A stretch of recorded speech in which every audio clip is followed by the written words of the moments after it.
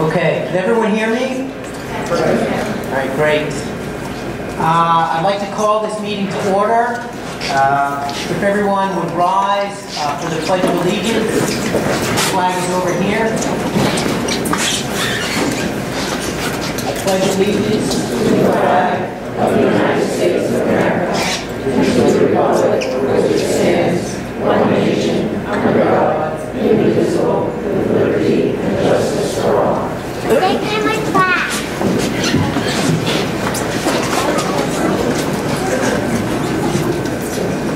Thank you all for coming this evening. Normally, this time would be an opportunity for me to recognition and comments. I'm going to try and keep it brief, but I know that's not going to be the case. This is a very special board meeting. This is the third annual State of the Schools or State of the District meeting. I want to thank all of you for attending this evening. It's a very important meeting to the board and an important meeting to the community.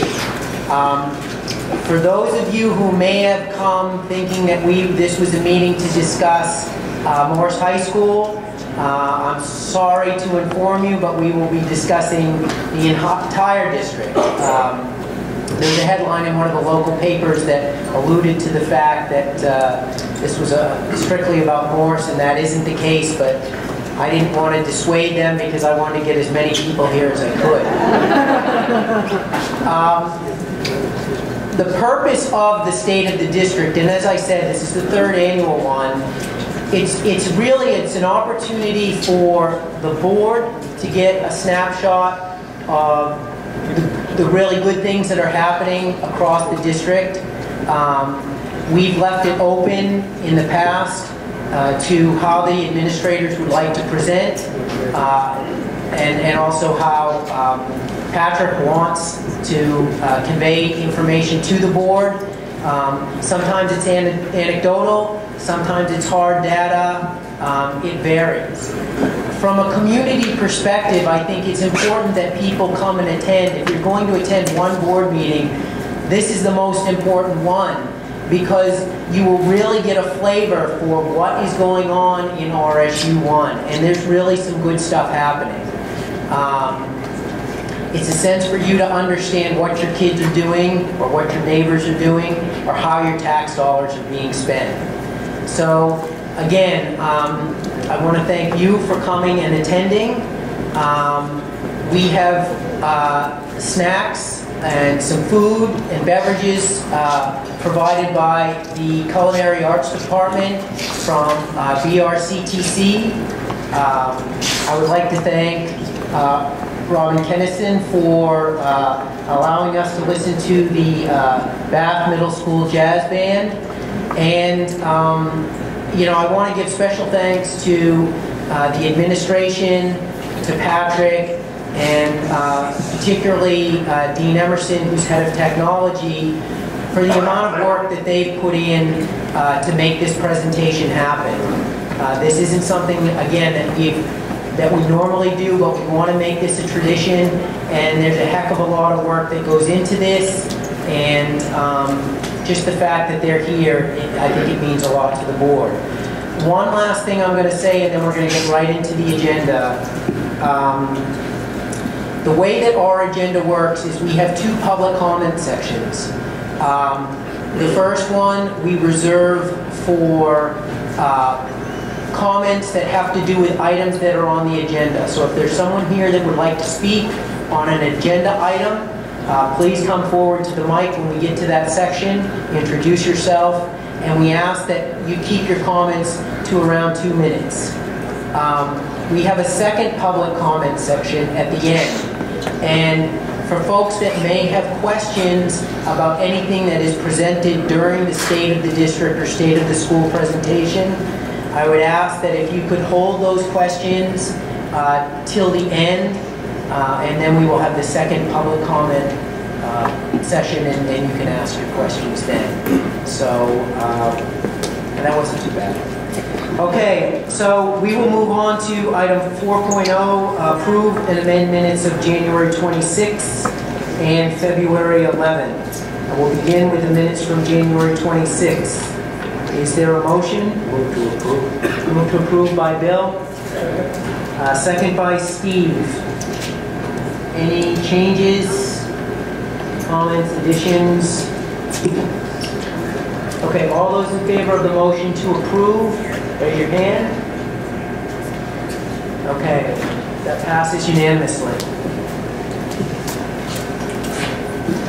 On to the minutes from February 11th. Is there a motion on these minutes? Move to approve by Alan. Second by Bill. Any further discussion? All those in favor of the motion, raise your hand. Okay, that passes unanimously. Adjustments to the agenda. Patrick, do we have any adjustments? Yeah, we just need to do appointments to the reapportionment committee. Okay, we'll do that under new business. I'll do it 11.4. Appointment to reapportionment. See, it's this kind of business that why you don't want to come to a board meeting.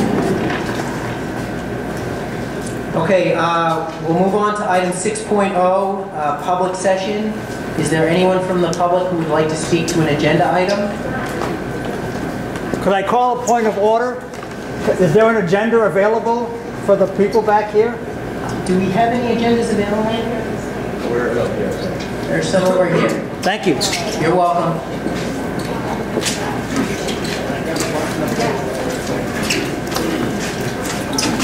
Okay, anyone else from the public on an agenda item?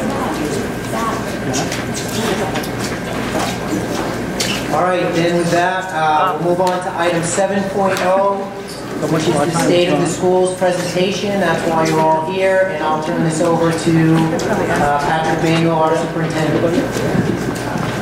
So those of you standing in the back, I know some of you are here for presentations and then want to get out of here, but those of you standing in the back, if you'd like, there's plenty of chairs up front, and I'm sure that we can bring a few more chairs up to the back if we need to. So this is a fairly lengthy presentation.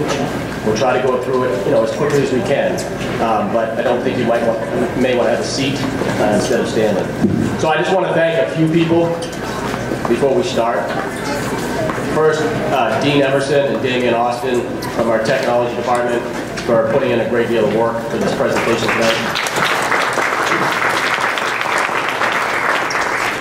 Rob Morris, who's in the back of the room, one of our administrative assistants at the central office, went out, took pictures, but also was the one to get the word out through social media, through the papers, everywhere else.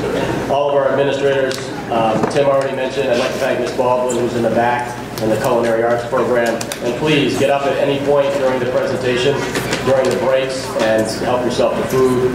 And we also have Ms. Parlin here with students that are in the home ec room for childhood occupations.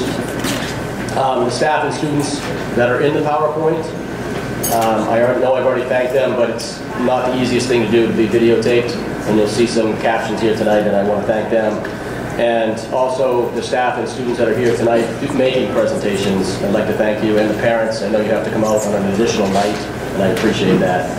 And then lastly, there is artwork lined up on this wall in the back from all of our schools in the district.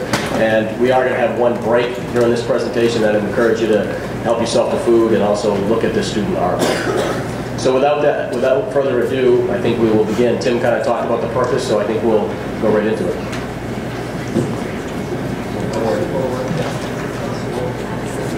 Grab your chair and come over there.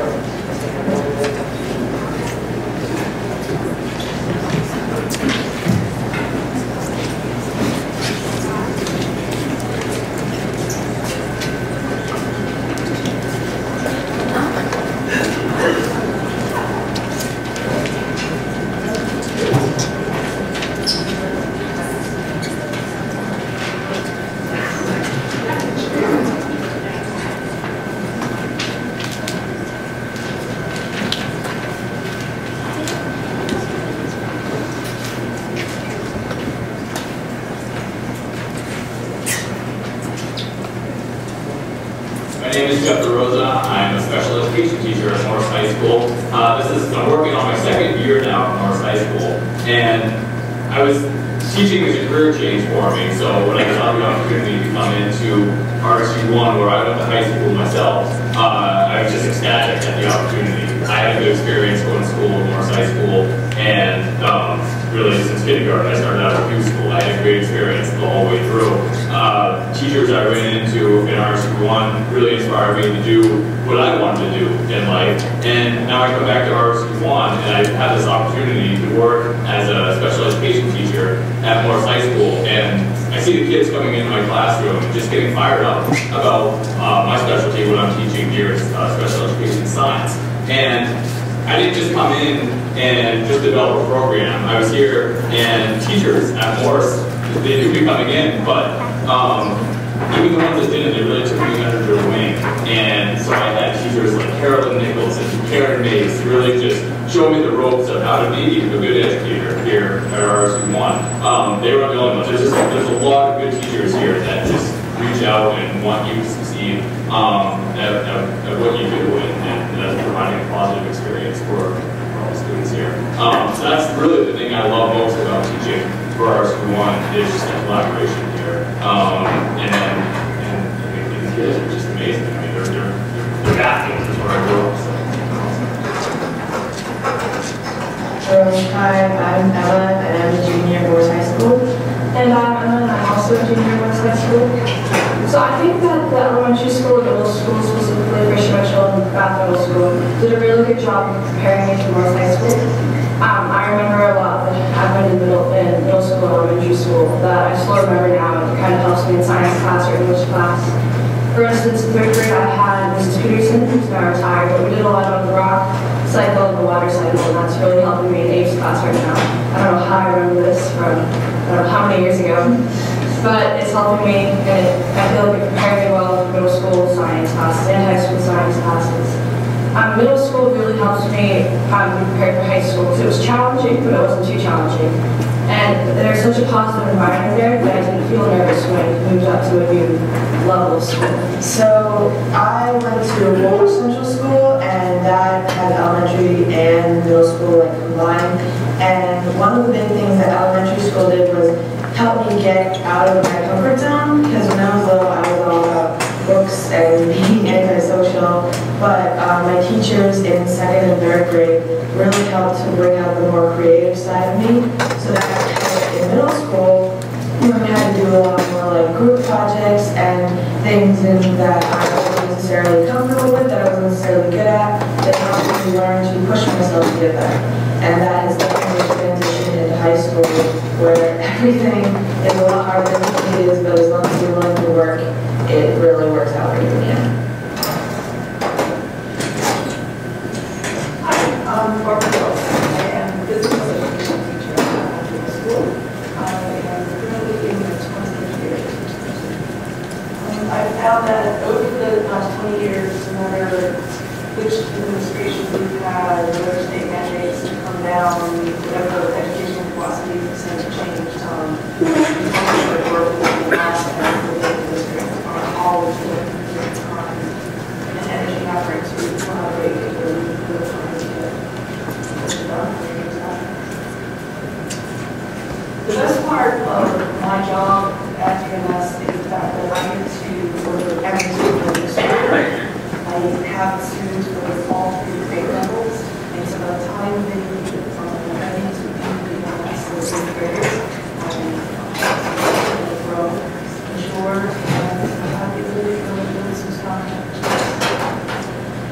I feel we have a very positive working environment here about the school. We have very low staff turnover, and when we do have new staff, and people are always open and ready to bring them in, work with them, and everybody's basically absolutely still. It just leads to really strong work.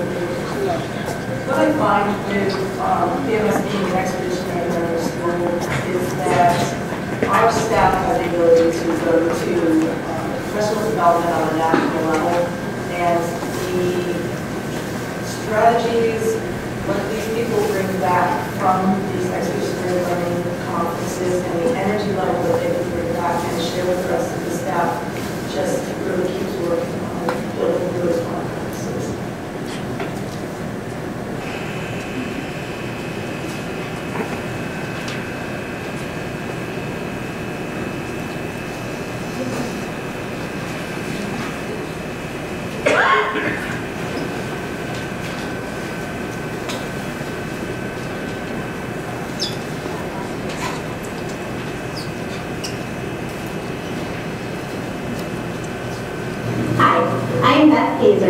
worked in RSU1 since 2004.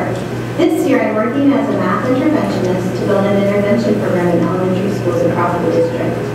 In our classes, we worked on building fact fluency, number sense, and computation skills. We also worked on problem solving throughout our classes.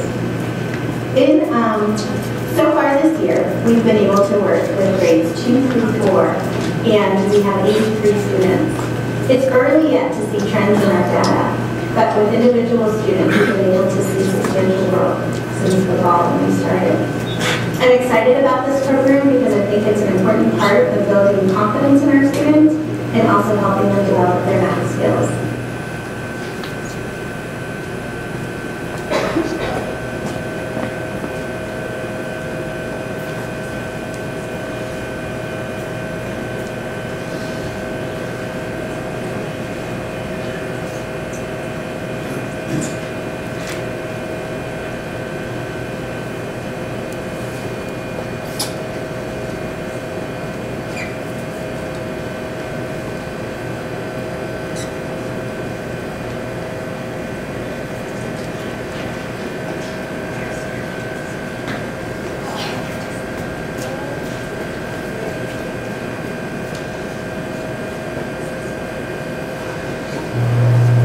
I'm Paul June. I'm a senior from Rousey at Morris High School.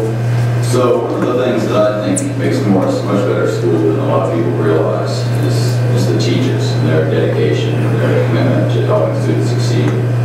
I know in my experience, a number of teachers have taken slightly different approaches to that. Like in some of my AP classes, in all of my AP classes, the teachers are very dedicated to preparing for the test, making sure you know everything that's going to be on the test, making sure you know how to take it, and just setting you up for success on the AP test at the end of the year. Some of the other classes I've taken, you know, the focus has been more on challenging ideas or experiencing scientific procedures firsthand or something like that. I think all of these approaches are very valuable, and I think, certainly in my experience, each has been implemented in its own way very effectively. The other thing that makes Morris is the community involvement. I think, I've spent 4 years on the debate team, and that's coached by just a community member. It doesn't work at Morris High School other than just coach of the debate team, but the commitment of the community to helping more students succeed in all sorts of areas, I think makes Morris a really excellent high school.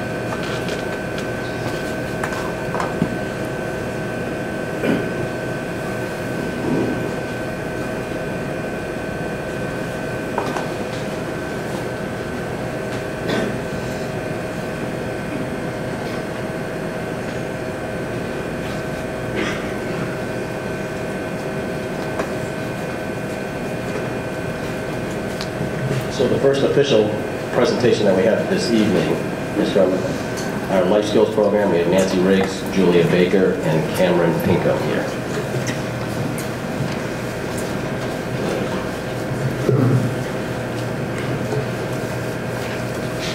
Good evening, and thank you for having us here. We're excited to share a snippet of information about the RSU1 Life Skills program at the Woolwich Central School. I'm Nancy Riggs.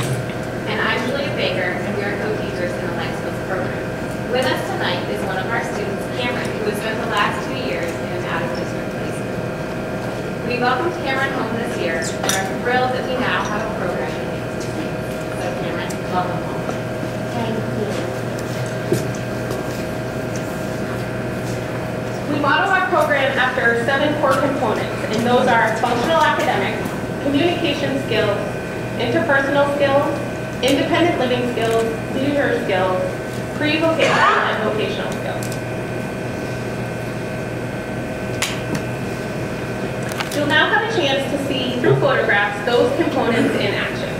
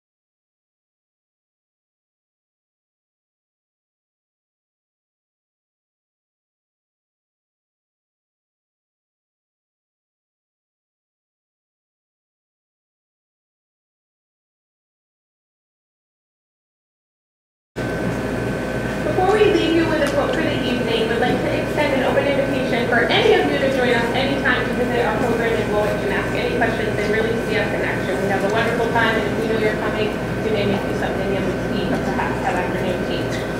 So. If you can write and almost writing keyboard where you take your skills and use them and you earn a living from it. It gives you a sense of freedom and always allows you to balance your life the way you want.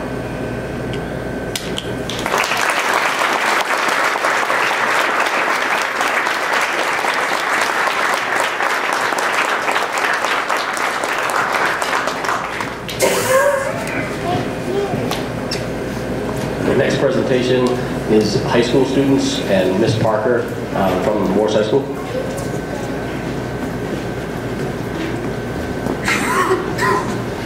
Thank you for having us here. My name is Mary Parker, and I am the academy teacher at Morris High School, and I talk all day long, so these guys don't want to hear me tonight. They're going to introduce themselves and say a little bit about the program, and thanks for having us. Hi, I'm Adam Pierce, and I'm a junior at Morris, and last year, at the end of the year, my guidance counselor brought up the academy program, which had been at Morris before, and they were bringing it back, and I decided to apply for it, and my grades and everything really turned around when I got into it. I've showed up to school a lot more often, and my grades have gone up, and I'm beginning to get on track to graduate on time now, and the academy program really helped me out in doing that.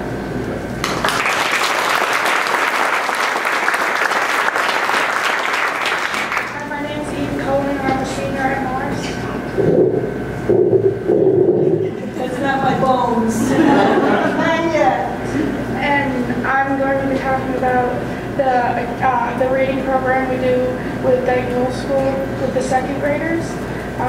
We go every Tuesday morning from 9:30 to 10:30, and we assist them with reading. We don't read to them, they read to us, and if they need help, we'll help them. We started the program in early October, and it'll end around April.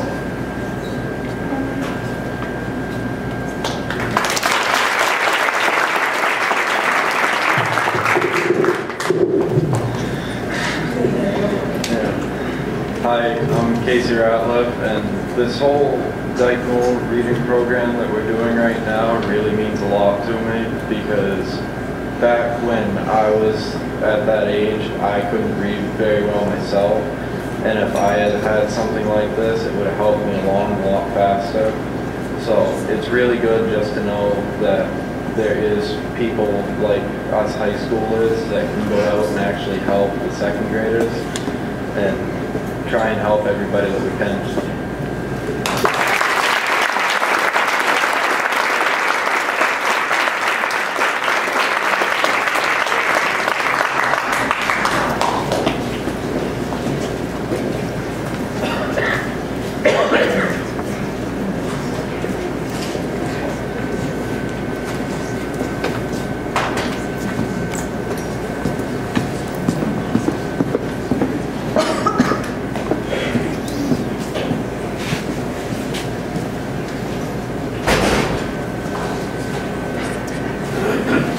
Next, we have Delaney, I'm sorry if I pronounced this wrong, Pascuso.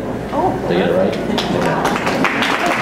Okay. The district has put a lot of emphasis on writing instruction this year, and so we've asked Delaney to come here and share a piece of her writing. So thank you.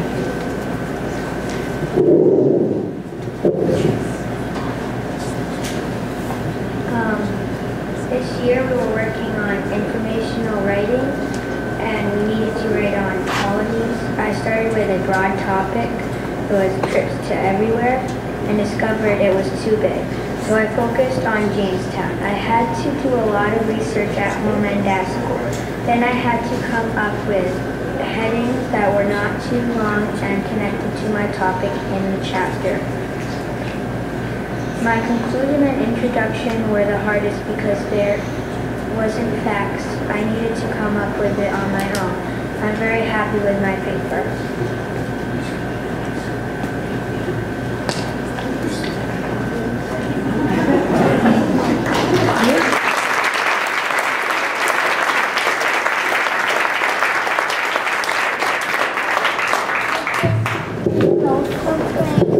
Next we have Addie Young from Fisher Mitchell School, who's going to speak about the I Am campaign that she had at Fisher Mitchell. I think it's just one example of the many opportunities that kids in all the schools have if they have an idea, and there's a lot of kids who have great ideas to move the communities and the schools forward, and the schools offer them opportunities to do so. Sally Brown has somebody who wants to start the buddy bench, and Sandra has somebody who wanted to, kids who wanted to start a leadership group. And the schools offer these kids the opportunities in the forum to carry these things out. So here's one example. Make sure they speak into the microphone, or if that was working, and people can't hear, pull one of these over. Speak into the microphone. How you doing?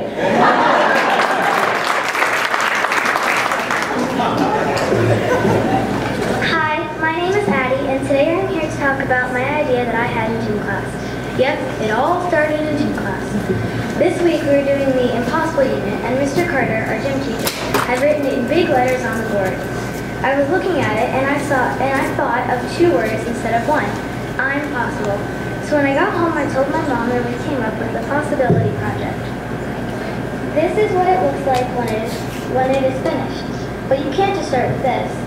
First, all the kids in the school fill out a sheet about a short-term goal or what they want to be when they grow up. Next, we take everyone's pictures while they are dressed up as what they want to be when they grow up, or hold a sign with their goal on it. Then, we edit and print the pictures and put them on the sheet with the goals on it.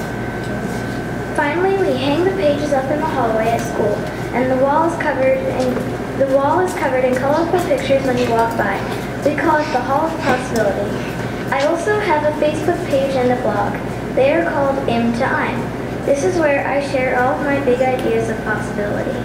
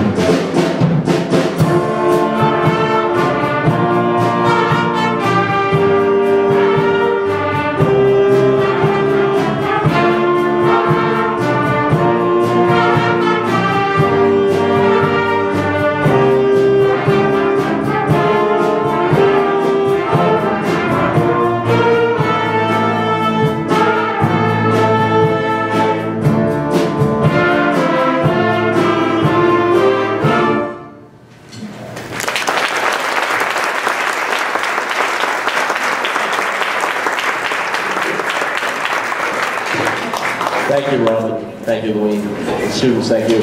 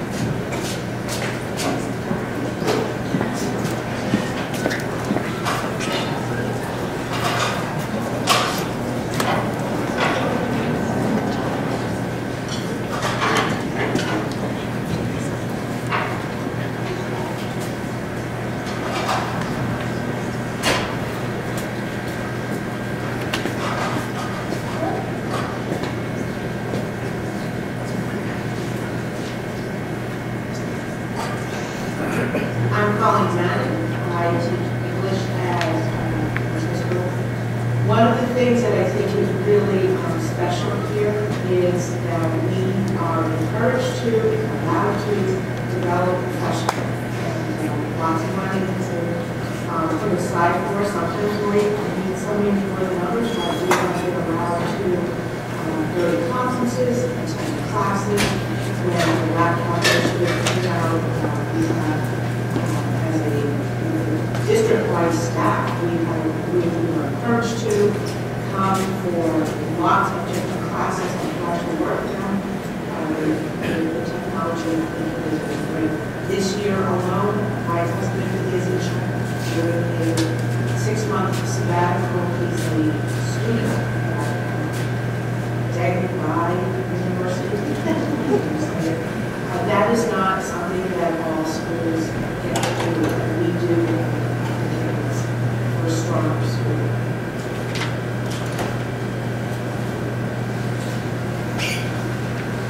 We're going to take a quick 5-minute break. Reminder that there's snacks in the back, and then just, if you'd like to look at the artwork, and we'll be back in 5 minutes. I know the food is good, but I don't want to be here all night. I don't think you do either. So I think we'll try to get started.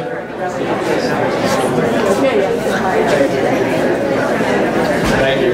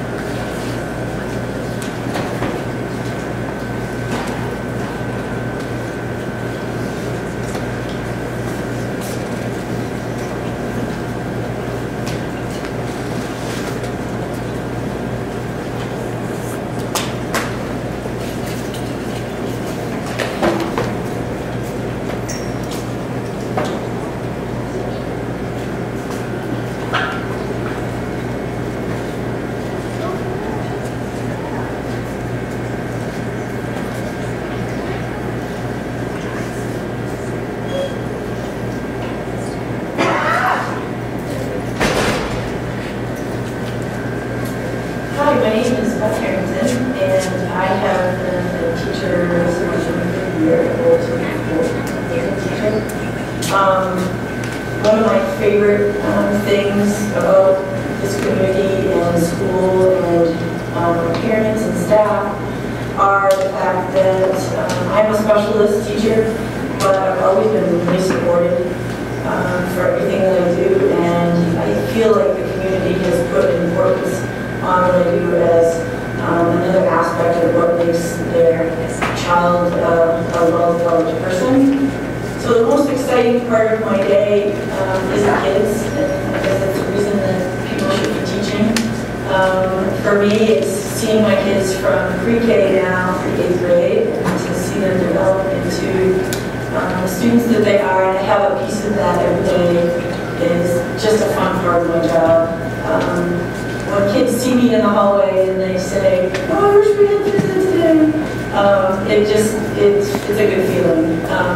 I also, again, feel that here at Warsh, we've always been integrated into the curriculum with the classroom teachers. We collaborate a lot on what we're doing, and I can integrate that into phys ed class. There's a lot of other activities here at school that happen that keep kids coming back to school every day.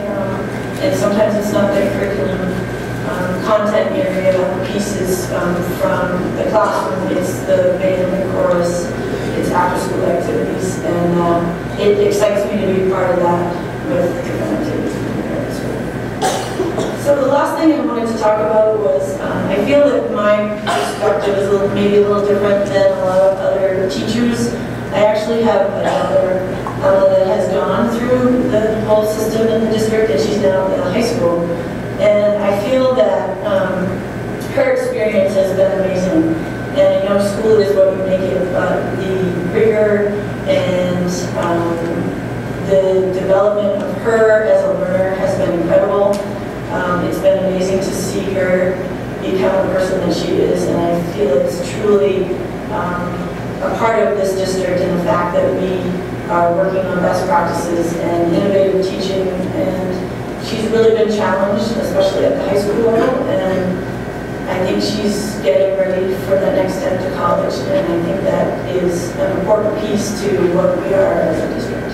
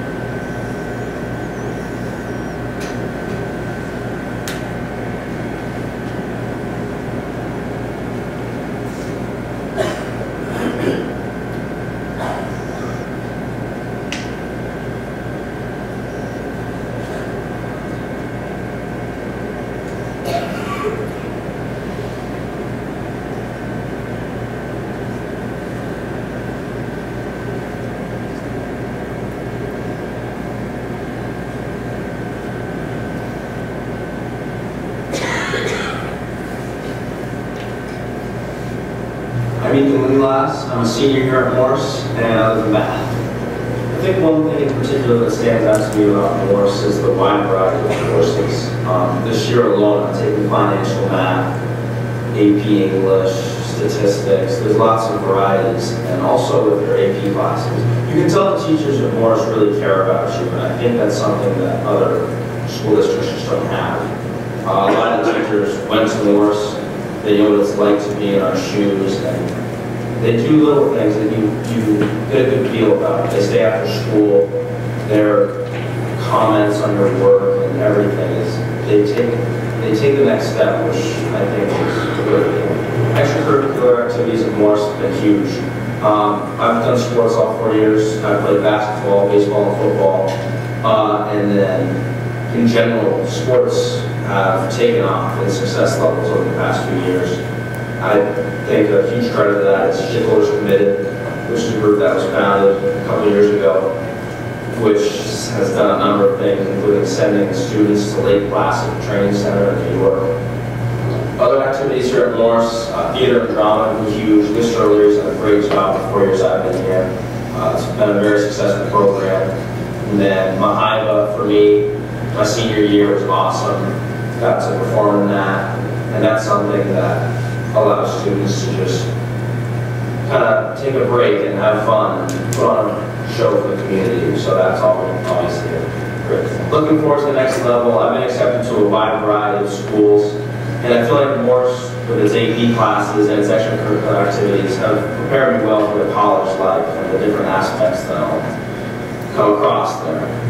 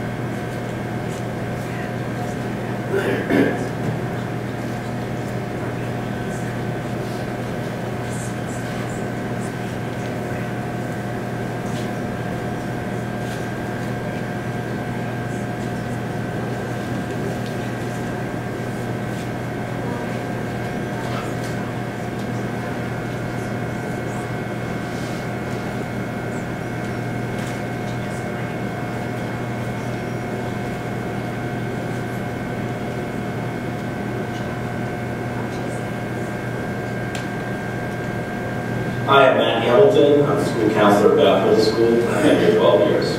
What I love about my job is meeting new families and students and bringing them to the culture of Bath Middle School and helping them with the transition successfully. I'm very fortunate that I get to meet with every sixth grader through the course of the week and get to know every single one of them right at the beginning of their school career and carry that relationship all the way through their years at BMS. As far as professional development goes, working our monthly professional learning groups, having the opportunity to work with the whole staff, with sharing best practices and getting feedback, and regardless whether you've been here 1 year or 40, everybody participates, and it's really great. The exclusionary learning model for students is great because it gets them out in the community doing real-world studies and working in the communities, whether they're studying green crabs, down in the water, down on the coast, or if they're doing blood drives here in the school, they're always have an authentic audience and a real purpose to what they're learning and what they're doing. Yeah, I became a school counselor to make a difference, and definitely in the middle school you have an opportunity every day. It's pretty fun. My name is Kyle Eitler. I'm a graduate of the class of 2014 at Morse High School and a member of the class of 2018 at Yale University. I just want to take a few moments to reflect on my Morse experience and reflect on some of the things that I'm most grateful for and that I think were the most valuable to me in my education. So first of all, I really love the teachers that I had at Morse High School. I think there are a lot of exceptional people in Morse High School faculty who are both talented educators, but also just genuinely nurturing, compassionate, good people who are really genuine, with a really strong sense of character. Brian Stanton for AP English, Eric Varney for AP Environmental Science and Freshman Science, Robert Jordan for European history, United States history, debating controversial issues, mentoring me as a student teacher, Louise Wilkinson for pre-calculus and AP statistics. They're four individuals who just stand out to me as exceptional teachers, but also exceptional people. And I think for me, that's ultimately what makes the Morse High School community so valuable. It's the people who are there, it's particularly the teachers who are there. Secondly, I really benefited from Morse High School's AP program. I found a lot of rigor and I found a lot of challenge through the AP classes that I took. And I also think that the AP exams and my success and a lot of my friends' success on those exams demonstrates that Morse High School has a really good AP program, and that I think prepares students well for not just a college education, but a challenging and rigorous college education. I really miss Morse High School's character. Gosh, it has such a strong sense of character.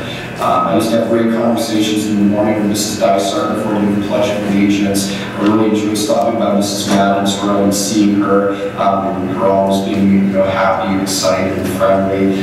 Getting funny nicknames from Mr. Bingham, walking down the hallway, hearing, "Hey, wait a minute, turn around."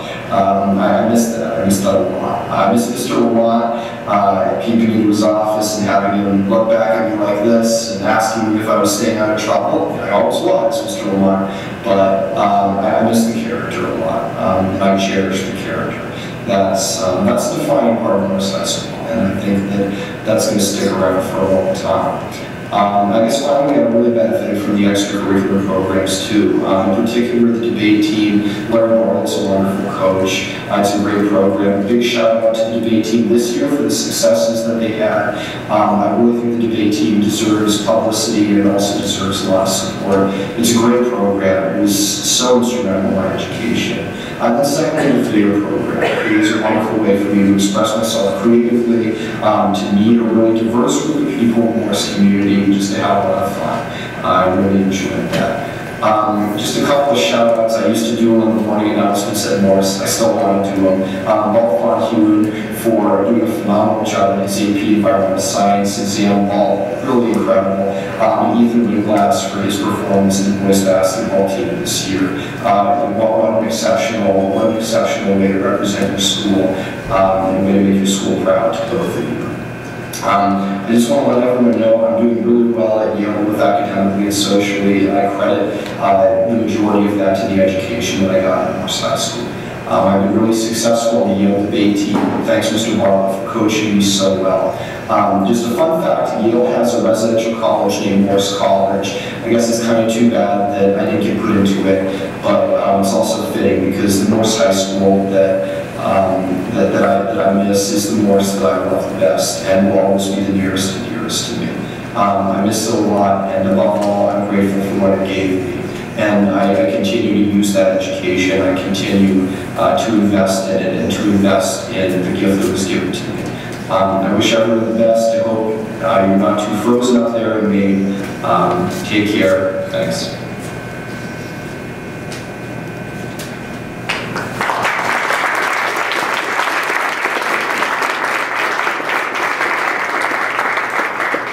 That concludes the presentation, and board members, if you'd like to come back up front, we'll turn the lights on.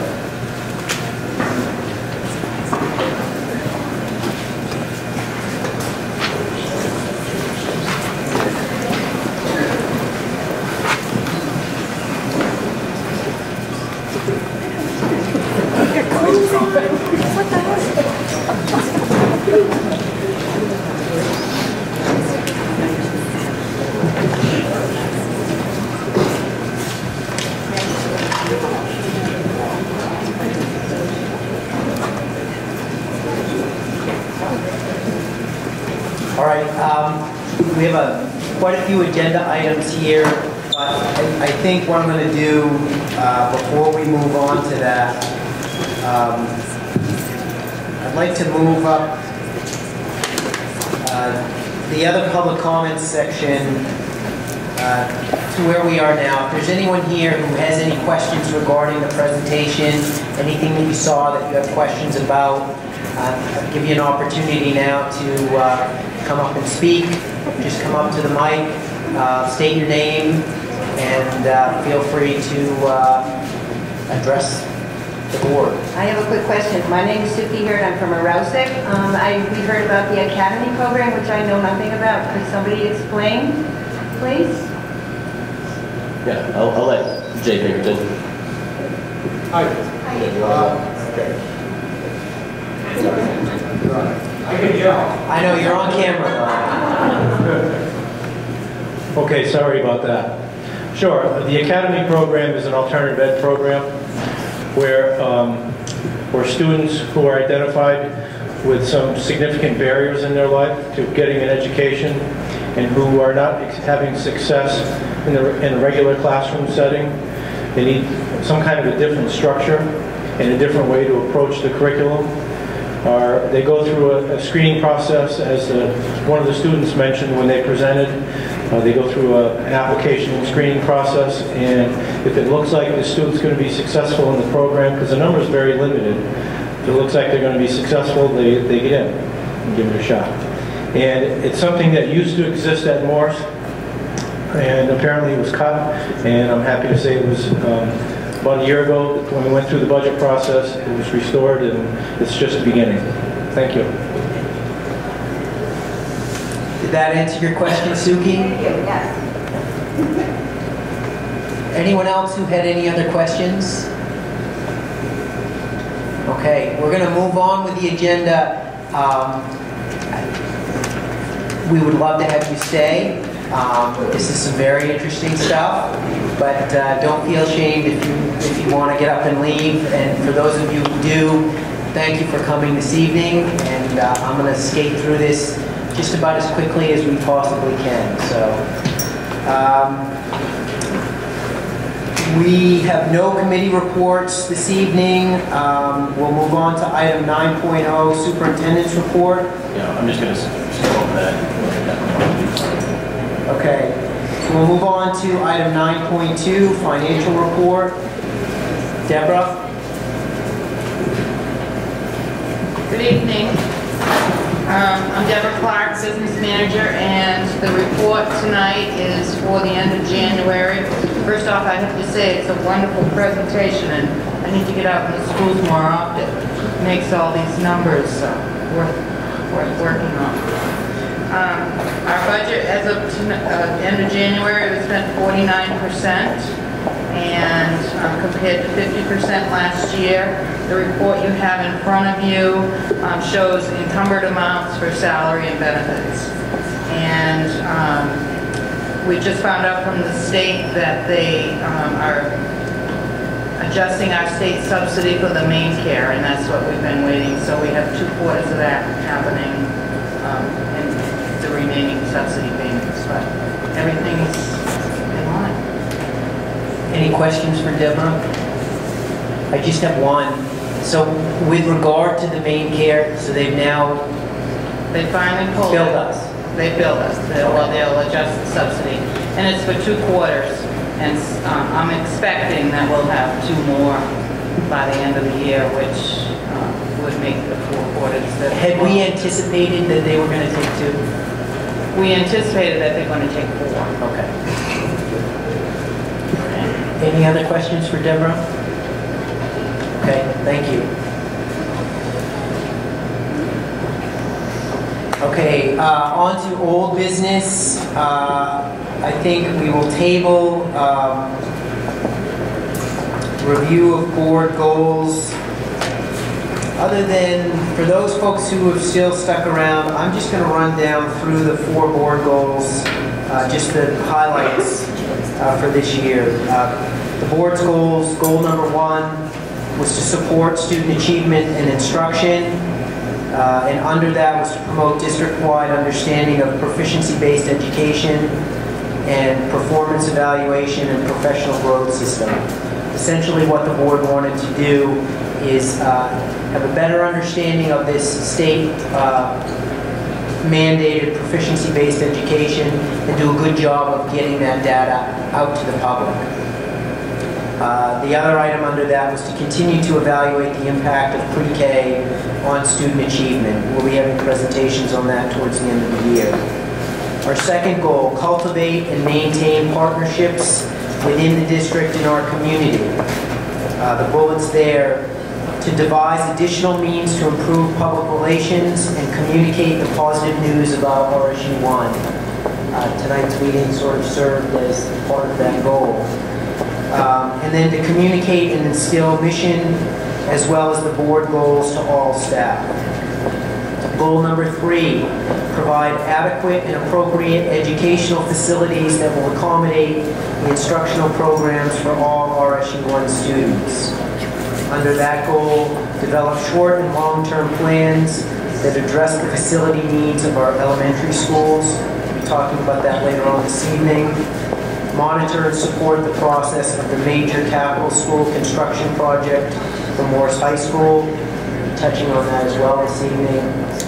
And collaborate with both building level and district-wide staff to identify how the facility impacts educational objectives. And the fourth board goal for this year is to increase the board's understanding of programming in RSU1. The 2 programs that we were looking at this year is doing an assessment of any new programs and doing a comprehensive understanding of the food service program through a presentation by the food service director and state personnel. You all received an email that that's going to happen in May. Okay, on to item 10.2, second reading of policy ID, school day. This is something that we talked about over the course of the past 2 board meetings. This is an action item. Is there a motion? Move to approve by Steve. Second by Bill. Any further discussion on this policy?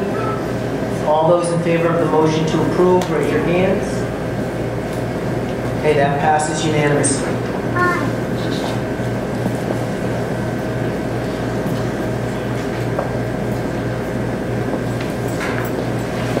Item 10.3, second reading of policy JFCK and JFCK-R, student use of personal electronic devices at school. Is there a motion on this policy? Move to approve by Bill. Second by Alan. Any further discussion on this policy? All those in favor of the motion to approve, raise your hands. That passes unanimously.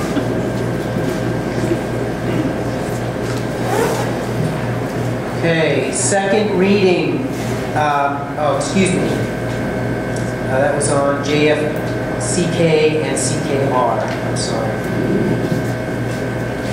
Item 10.4, second reading of policy JL, the RSU1 local wellness policy. There's some changes made here from the last board meeting.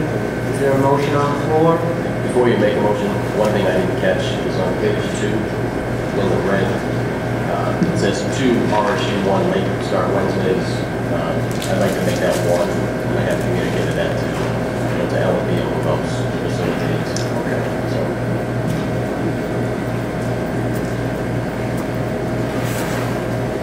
So someone making a motion to approve with the change? Okay. Steve makes a motion to approve this policy with the change. Is there a second? Second by Bill. Any further discussion? All those in favor of the motion to approve with change, raise your hand. None opposed, that passes.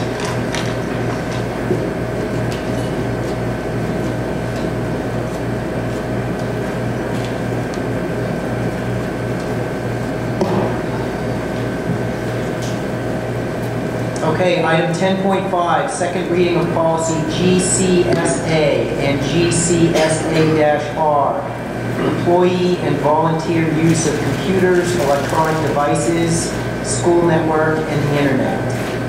Is there a motion discussion on this policy? Move to approve by Alan. Second by Steve. Any further discussion on this? All those in favor of the motion to approve, raise your hand. Okay, that passes unanimously.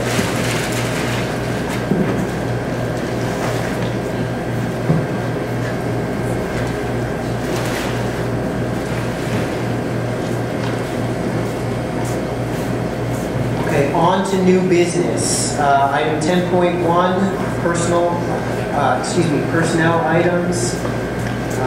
We have one retirement. Patrick? Just one retirement, Glenn Sear, who's a special education teacher at Morse, and I'd like to thank him for 8 years of service in the district.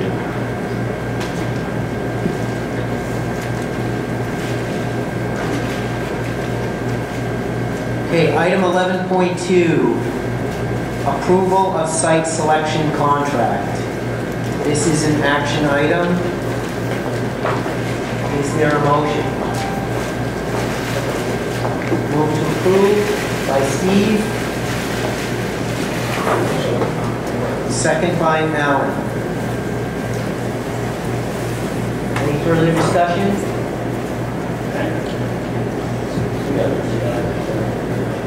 Yeah, this is the site selection for Morse High School, and it's a requirement by the state. And so the $33,000 that you see on this contract, again, you already approved that, and that was for our architect to, what they're doing right now is examining the current building and also examining the current site.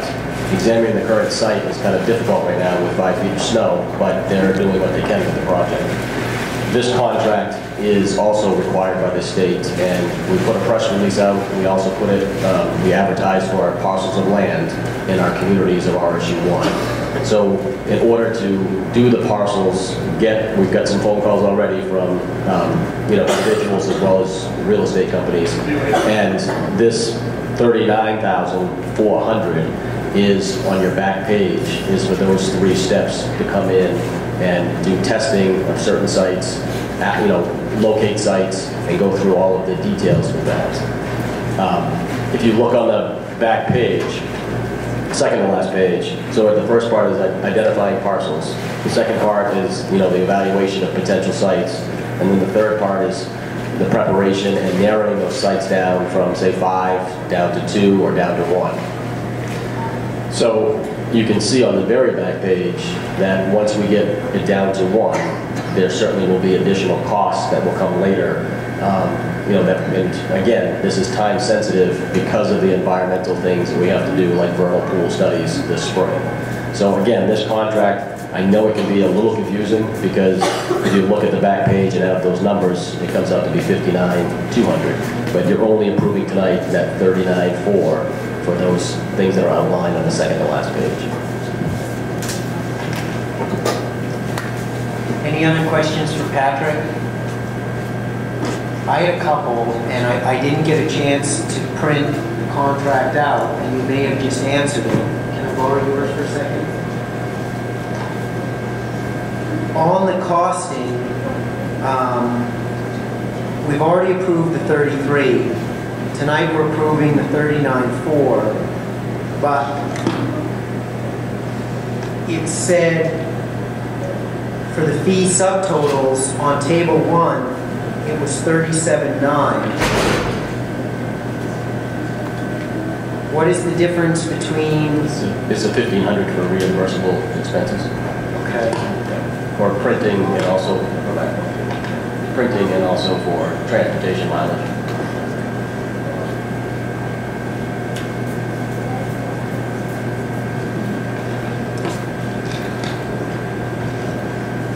So then the costs here on the back will be an additional once we locate a site. Okay. I think that answers the second question I had was, does this contract cover any kind of, if we were to look at an outside site as the process goes along and not work with the existing site, does this cover any kind of municipal approvals. I know it mentions some state approvals, DEP, but does this cover any kind of work that they would do to get municipal zoning approval or anything like that? Yes, it does. Okay. And then my third question was, again, if in the process we decide to look at an outside site and not work with the current site, does this cost also cover any kind of purchase and sales costs? Attorney's fees, anything like that, or would that be in addition? I think there'll be times when we'll have to consult with our attorneys, but for example, you can see it here that talks about assessment. They will pay for, or we'll pay for it and get reimbursed, but somebody will come in and outside and assess a piece of property, and then if it's an individual sale, then they might want to assess it as well. So there will be some times when we have to rely on our attorneys, there's no doubt, but it covers most of the negotiating part. Okay. Any other questions for Patrick on this contract? All right, there's a motion on the table to approve. All those in favor of the motion, raise your hand. None opposed? We have approval for the second part. Okay, item 11.3, 2014 bond project discussion. Turn this over to Patrick. Yeah, I just wanted to give the board and the people that are here tonight is that up to a $5.2 million bond was approved for upgrades and renovations to our facilities. The majority of that work, was completed this past summer and into this fall as well. And so at this point right now, we've spent approximately $2.7 million of that 5.2. The major reason for it coming in lower is because we received approval to go forward with the Morse building instruction project from the state earlier than we anticipated. So there were some things at Morse, i.e. ventilation system, that we probably would have totally replaced if we were looking at 10 years out for a new Morse High School, which is not the case anymore. So we're trying to be responsible, but at the same time, well, number one, I wanted to bring this list to the board. So it shows what we predicted that we would spend for each of our projects, what we actually spent, and then in the third column you can see the balance. So the majority of the items, I think Dave Dave Richards, our maintenance director, did a lot of great work, and you can see the majority of these items came in under budget. But there are a few items, and I just wanted to see if you had any questions tonight that Dave could answer for you. That there are a couple items that came in, over budget. One of them, quite a bit over budget. So again, 2.7 out of 5.2. The other discussion, just to have this evening, is that we have a facilities committee in the district, and one thing that we've discussed is that we do have some items, I would say, major items that fall under renovations that need to be done at our elementary schools that we've deemed that we were going to keep all of them open. And so there's some work that needs to be done at those elementary schools, and I wanted to share that with you tonight as well, that has a cost to it, and just, we'd like to be able to take that out of this ban that we have right now, and the cost for that is around $768,000, which would bring that 2.7 obviously up to, a 3.5 million that we've spent. So if you have any, I guess we'll take the questions first. Tim, you might have on the list. Any questions from the board on the capital projects that were done through the bond for Dave? I've got one. I noticed that, at Bath Middle School, we spend significantly more for the roof there. And I know you're going to address that, but at the same time I noticed that across the board, almost all of the roofing projects were over what you anticipated. And I'm wondering how much of that had to do with what we found once we started digging, and how much of that had to do with the contractor that we chose? A little of both. Wasn't so much the contractor, is when they assess the roofs, you obviously can't look what's under the roofs. So when you remove the EPDM roofing, that's when you usually find rot. They factor in so much. The biggest increase in cost was structural. Anytime you touch a municipal building such as a school, the structural integrity of the roof has to be brought up to current code and compliances, which is 50 pounds per square foot, and most schools are built to 40 pounds per square foot. So the 300, 100, 200 wing, we had to go around to every single joist and add additional hangers and take the boiler room roof at Morris. That one had to have all new structural steel installed. So those are the costs you hope you don't run into, but you don't really have a choice until they start doing the testing and ripping things up to find what's under there. And do we have a warranty on those roofs? Yes, you do. For how long? 25 years.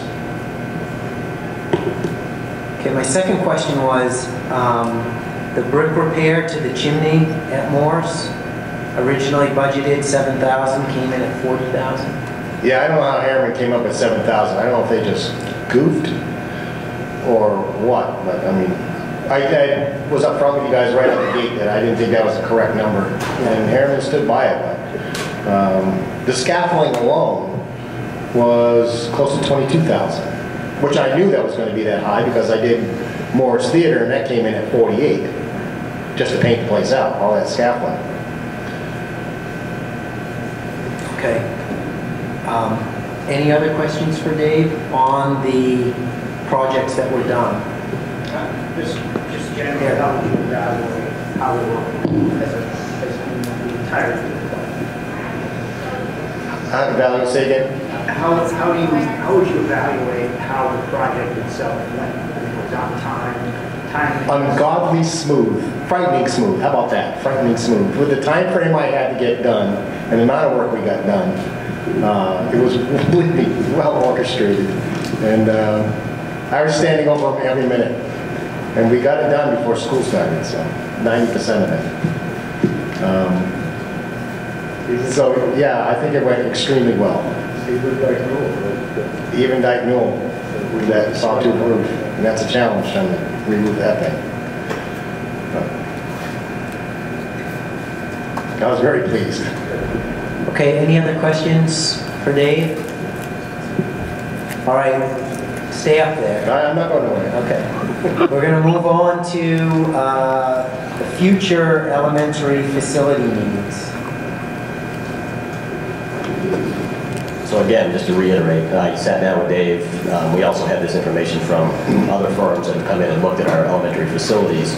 So the additional work that would be beneficial and be proactive for the district to do is at Dyke Newell, heating controls, exterior walls, all of the windows in the 63 wing, and obviously abatement that comes with that, and heat exchangers.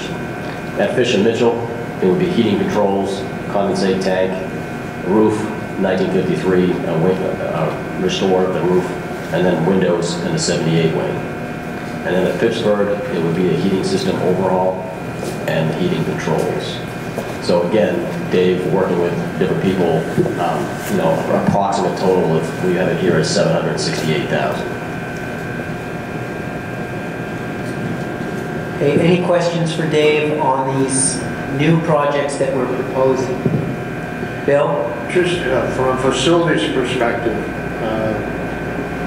these repairs and these improvements were part of a master list.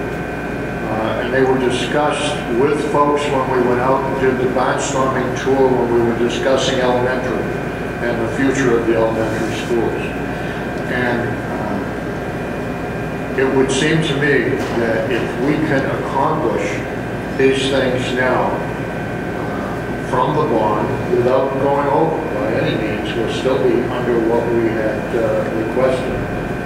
I think it would be very beneficial to the overall system. And it'll move up the timetable a little bit in terms of the planning for the next 10 years that we're doing at facilities relative to our elementary schools. These are all things that we would be looking to budget over future years, some of them perhaps next year, that we could get accomplished now. with cash that we have available to us. So I would strongly advocate that we do so. Steve, did you have a question or comment? What's the abatement component? Maybe Patrick. It's the external to the dike newel where the windows are. All that paneling along the outside wall is all asbestos paneling. Just like you have on your house, asbestos siding. And it has to be abated. You can't just rip it off, and it has to be done professionally. Any other questions for Dave? Yeah, I've got a couple. I'm ready for you. When we originally did the list, yes. We had talked about accomplishing projects that would give us a 10-year window at Morse and a 5-year window at the elementary schools. After we made those decisions, we at the same time went out to the community, talked about the potential of looking at consolidation or some reconfiguration. The board decided to keep all of the elementary schools open. Correct. At this point, if we do this work that you have listed here, does it get us any further outside of that 5-year window? Yes, I'm trying to push you out to 10. That's my goal. 2 of the items on this list I have to do this year, whether we do it this way or with regular budget, and that's the condensate tank at Fisher and heat exchanger at Dyke Newell. The condensate tank is from 1956, and heat exchanger is from 1978, and it's starting to leak. We pressure tested it again today to verify that, and it is leaking. So those are 2 things that absolutely have to get done one way or the other. And the condensate tank, the heat exchanger at Fisher Mitchell is the exact same age and as Dyke Newell. So if one's starting to leak, the other one cannot be far behind. So that's why I put those in for consideration. I found out today that one is looking at the 3 schools, Dyke Newell, Fisher Mitchell, and Phippsburg, I think we've now addressed heating, we've addressed roofs, we'll be addressing controls and windows. I know at Phippsburg we redid the leach field. What are the major systems that we have left on the list? Structurally, do we have any repointing? Are there any? I know we've got some paving that we had talked about, but generally, we've got a good 10 years. You do. You absolutely do. Yeah. You're just getting some of your older systems back up to speed. I mean, like you said, you've got condensate tanks from the 56 when they built the original school. It's rotted. Yeah. It's got to go. So, it's necessary repairs. But enough, you've got to figure that first one we got from what? 50 some odd years out of? Is there anything else that you would want to add to the list that's not on the list? I know BRBC needs new compressors. They were actually in the video. Those were put in 96. So you only get so many years out of refrigeration compressors. And she's already had 2 leaks this year. I don't have a price on them, but I could get a price on them. That's something I would seriously consider replacing. But then again, you're looking at building a new high school. Do you want to just keep these ones going? That's that tipping scale. Right. Do you want to invest in new compressors, or you just want to keep repairing those ones to get us through to the new school? So I didn't really want to bring anything in new onto Morris or BRBC. It's all one for me. As far as the elementary schools, I tried to keep it strictly for mechanical stability and a tighter envelope as far as keeping the building more energy efficient to get us through the next 10 years. And then maybe this is a question for Patrick, but at what point do we move from the bond anticipation note to the actual bond? Deb's had conversations with a financial advisor, and finding out when's the best time to do that. Deb, I don't know if you have anything to add to that. He just sent me 3 amortization schedules today, so I haven't basically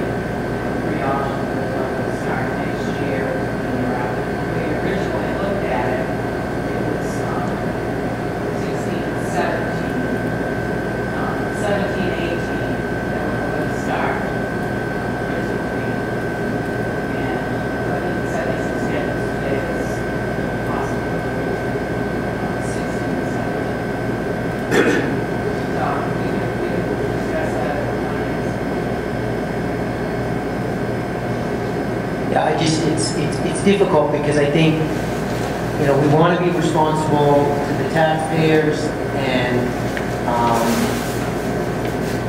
if we don't need to spend it, we don't want to spend it, but at the same time, the taxpayers did approve $5.2 million, and if there are any major considerations, you know, for the well-being of the schools, I just want to make sure that we've taken the opportunity to cover it before we lock in, because we know how, you know, adding $400,000 or $500,000 to the budget, what that does, versus, you know, being able to take advantage of this bond. So I want to make sure that before we lock it in, that we've done the best. Alan, you have a question? Do we have any major roofing problems that you're concerned about any of these elementary schools in this period of time? The only one I'm looking at is Fisher Mitchell, the original 1956 wing, to do a roof restore. And that extends the life of your roof 15 more years. And that's scheduled to be, you know, coming up anyway, so that's why I put that in there. Because we had re-roofed the 78 wing in '07.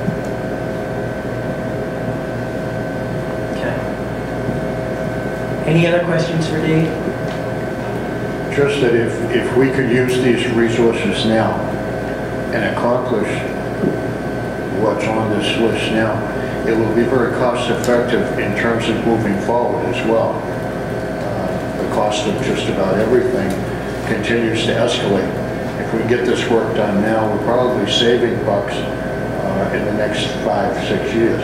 Well, I think at the end of the day, I mean, if I'm looking at the numbers right here, even if we do this work here, we're still only utilizing 3.5 million of the 5.2. Right. Now, obviously, the whole Morse situation certainly has an impact on that, but I think, you know, we're in good shape. Yes. Okay. Anything else for Dave? Go ahead, Steve. Just to follow up quickly, you know, I'm pleased, I think the board is pleased that the project went as well as it did. And largely, you have to consider that in the context of the Morse project coming up. I think demonstrating that the RSU is able to handle a construction project, a renovation project of this size, moving into a much larger project is a good sign. I think that hopefully the public understands that you know, this is something we can undertake and undertake successfully.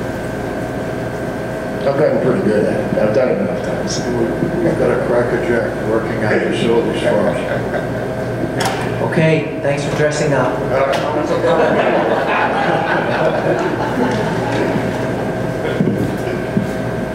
All right, I'll include it just because it's here.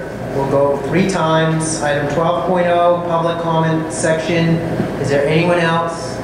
Please. Thank you. Hi, I'm David Strelnick. It's nice to see you all again. I just want to reflect that the conversation you just had in the context of some of the past discussions I've been part of was gratifying and intelligent. And I think that whichever action you decide to take, I think there's a really good public talking point that you should polish and use afterwards. Whether it's that you underspent the bond approval and you want to let the public know because the district has been bruised because of some criticism because of that, or that you made the decision to keep all the elementary schools open.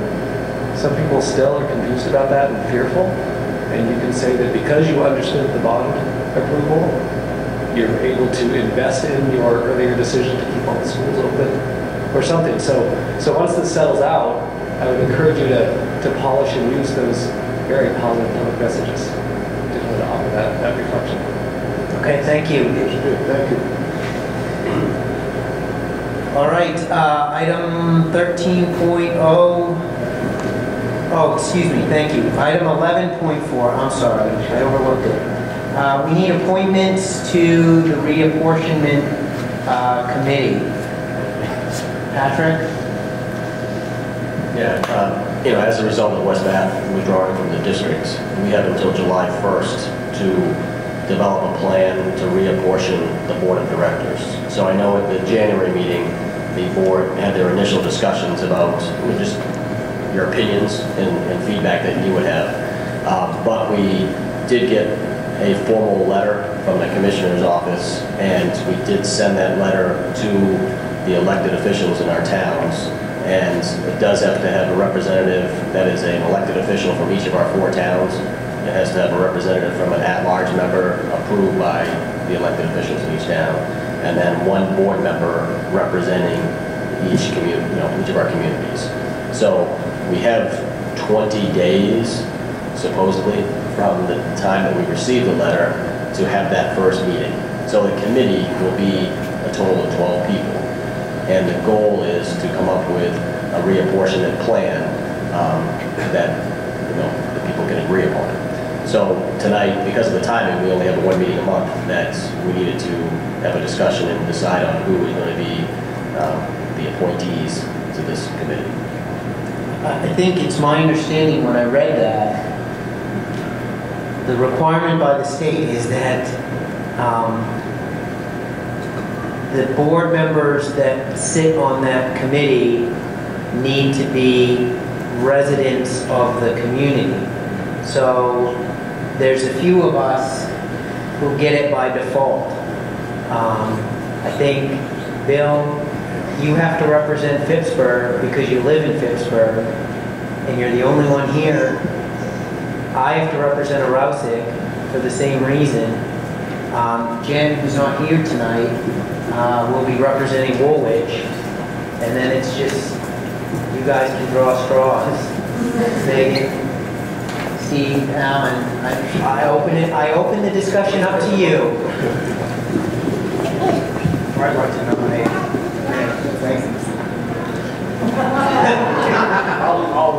I would give up my opportunity to draw a straw at Alan.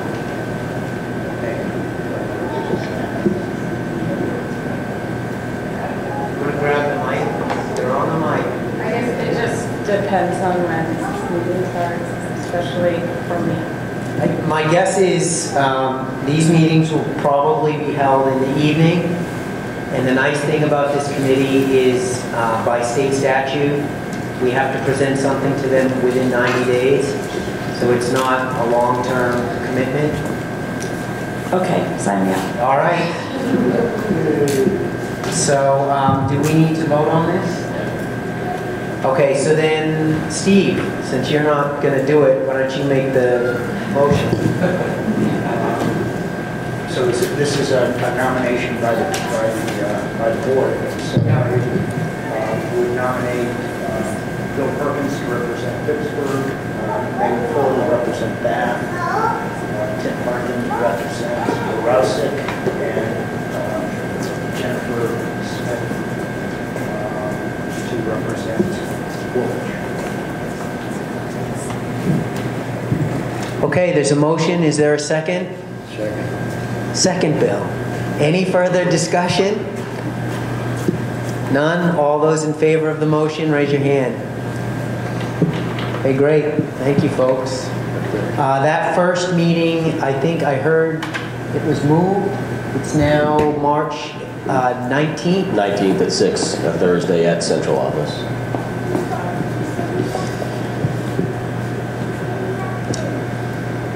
Okay, item 13.1. We need to set the next meeting date and location. Tentatively, we have scheduled the 23rd of March. And from our last board meeting, all meetings going forward will be here at BMS. Does that work for everyone? 23rd of March? Okay.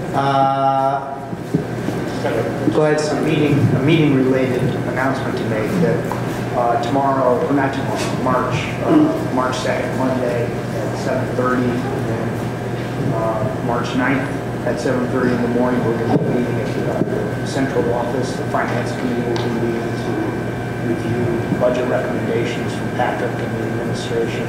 But it is our practice to invite the entire board to attend, so hopefully other board members will be able to spend some time with us. those 2 days. Not to be left behind, the facilities committee will be meeting at the central office at 8 a.m. on March 10th. Full plate. All right. Is there a motion to adjourn? Moved by Bill, second by Alan. Any further discussion? All those in favor of the motion to adjourn? Okay, this meeting's adjourned. Thank you very much. Super job. Nice job. We're gonna run that on local TV too.